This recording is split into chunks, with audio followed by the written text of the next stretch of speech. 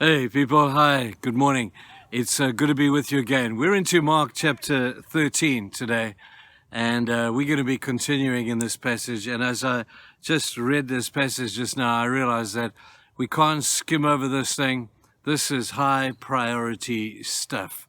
This is that principle of one thing. If you get this one thing right, then a whole bunch of other things in your life is going to become easier, or you may not even have to do it at all. It's all about getting one thing. This is what it says. One of the teachers of the law came and heard them debating. Noticing that Jesus had given them a good answer, that was in the previous discussions about the denarius and all that.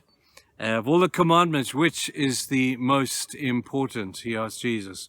The most important one, the big one, is this. Hear, O Israel, the Lord our God, the Lord is one. Love the Lord your God with all your heart, with all your soul, with all your mind, and with all your strength. That, people, is the big one. If you do that one, then you will notice that a whole lot of other things become that much more simple to do. Now, notice, first of all, here as we begin our journey into this passage, it's going to be a while that we're going to be in here, that Jesus sets the bar very high. He doesn't say, love the Lord your God if you've got time to love the Lord your God. He doesn't say, love the Lord your God when you feel like loving the Lord your God. He doesn't say, love the Lord your God when things are going well with you, then love the Lord your God.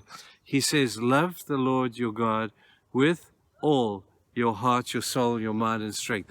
It's the all that captivates me today. You see, God is an all or sometimes nothing God. I know there are times when he meets us halfway and he says, I'll walk with you in journey, but the destination is an all destination. And when God wants to meet with us, he wants to take us to that place of allness, which gives us wholeness, which gives us fullness of the experience of who God is. When Jesus said, love with all your heart and soul and mind, he had in his mind half-hearted Christians. He had in his mind people who are happy to love him, but they just want to love him conveniently. They want to love him with a half a heart, or maybe a heart that is turned towards other things as well.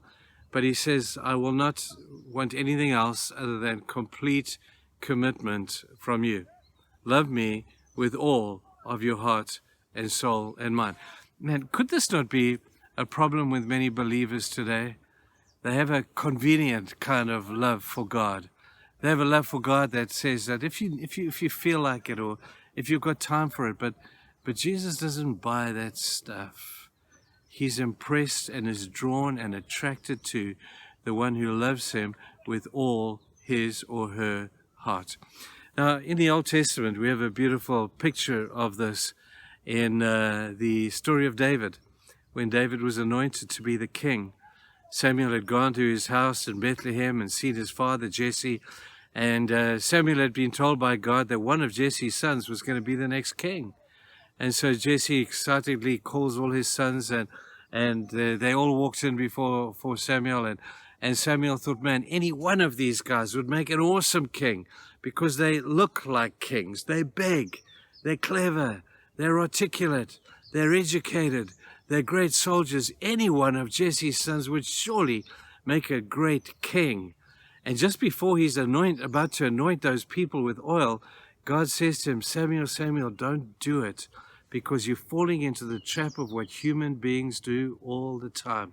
We judge someone by their outward appearance. We judge someone according to their articulateness, or their giftedness, or their strength, or their knowledge, or and God says, no, man, that's not how I judge people.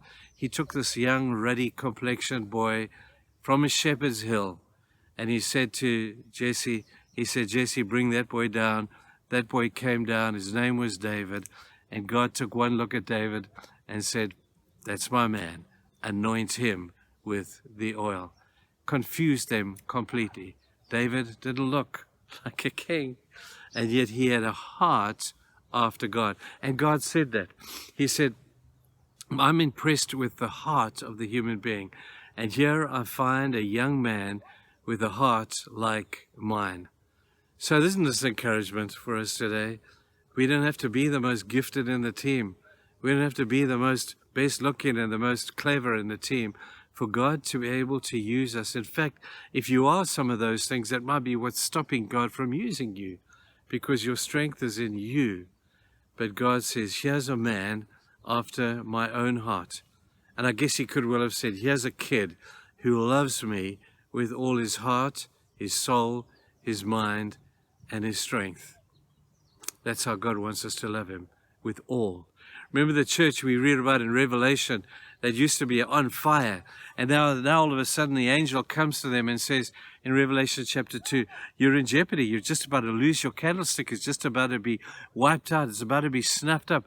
And they're saying, but what are we doing about it? Our church is going great, man. We're doing the good things. We're keeping the law. We're watching over the people. And God says, no. You're going through all the right actions. The actions are not the problem. The problem is your heart. You are worshiping with half a heart. God has a thing against half-hearted worship. He said this. I didn't. He says, you make me sick. You make me want to vomit when I see half-hearted worship. He said, I'd rather you were cold than I'd rather you were cold than half-hearted. But if you're half-hearted, at least up the ante, people. Start to love God with a whole heart. Start to worship him with everything, because God sets the bar high. The bar is set at all. So that's your journey. Journey towards the allness of what it means to love God with all of your heart. We've been doing a study on this on Wednesday evening church, and if you're available to come, that'd be fun. But we're into this particular passage for some reason. So I'm going to camp there for a while and do the Wednesday thing, and I'm going to talk to you about that in the mornings as well. But you're going to have a great day. Love the Lord your God with all, say to yourself, all of your heart, soul, mind, and strength. You people are awesome. You're going to have a good day now. Bye.